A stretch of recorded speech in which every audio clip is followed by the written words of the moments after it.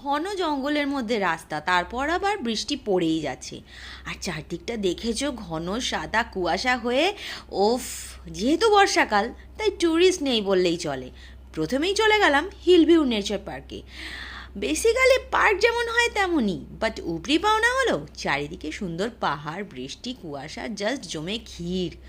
একটা view point আছে, বাচ্চাদের জন্য দোলনা আছে, আর এত সুন্দর পরিবেশে আমি তো শুধু নিজেকেই দেখে যাচ্ছি।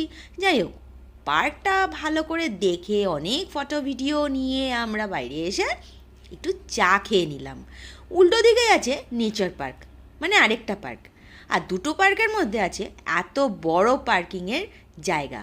তো যারা ভাবছো পার্সোনাল কার নিয়ে আসবে, তারা অনায়াসেই আসতে পারো। রোড কন্ডিশন কিন্তু খুবই ভালো। তবে আজকের মতো এটুকুই। দেখা হচ্ছে তোমাদের সাথে নেক্সট ভিডিওতে। Okay, ta-ta, bye. Thanks for watching guys.